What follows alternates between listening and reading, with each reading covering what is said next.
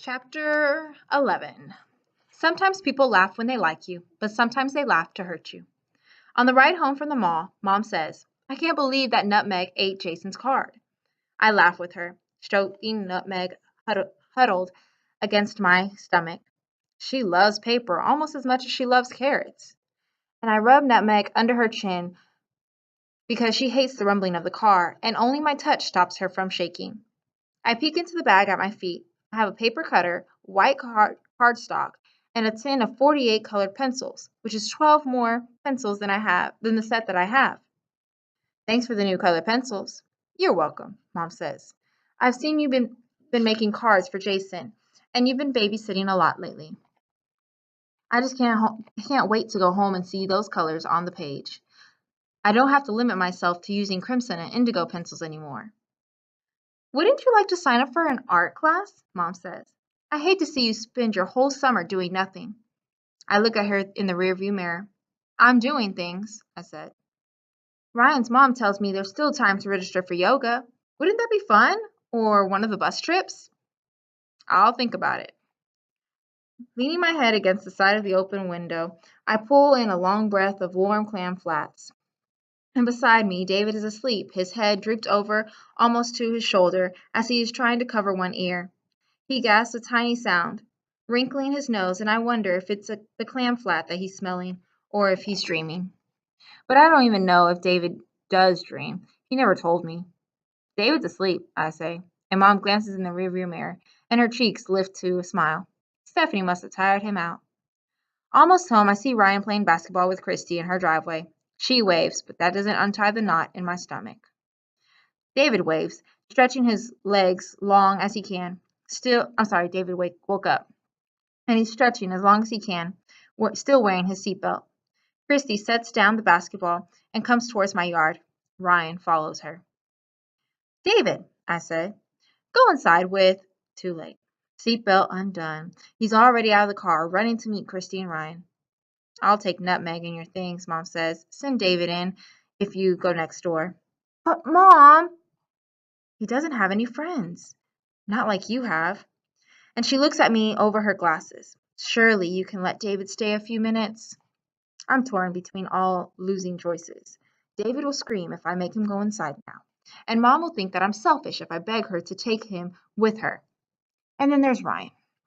And I cross my arms and pick the one maybe choice. Maybe Ryan doesn't want to look bad in front of Christy any more than I do. I'll be in my office, Mom says. Ryan leans against our fence and blows a bubble with his gum. Gum? David might not notice lots of things, but gum is something he never misses.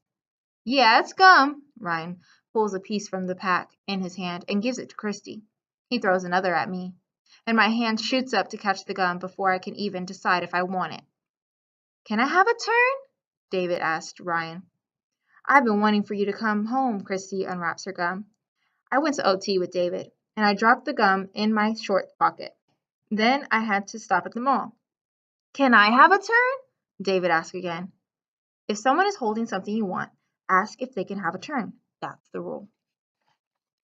What's OT? Christy asked. I don't want to explain, but both Christy and Ryan are watching me. Occupational therapy. David works on riding, jumping, stuff like that. Ryan turns to David. You can't jump? If we were at the bus stop, I'd already be yelling, but Christy's forehead is seized in concern. Of course he can jump. Jump, Ryan says, and David jumps up and down. Stop it, I tell him. Up and down David jumps, staring at the pack of gum in Ryan's hand. Up and down. Stop! I grab David's arm, but he won't stop jumping. He lands hard on my foot, and I'm reaching into my pocket, fumbling for that piece of gum. Ryan, give him some gum, Christy says. It's a miracle. Ryan holds a piece of gum out to David. You're cured. But when David opens the wrapper, there's nothing inside. He headbutts his face into my shirt. It's gone! You jerk, I scream at Ryan so loud, David bursts into tears. Get out of my yard and take your stupid gum with you. It was just a joke. Ryan pulls another piece of gum from his pack, but David has his arms wrapped so tight around me, he can't take it. He can have mine, I snap. We should go, Chris, Ryan says. I have to get home.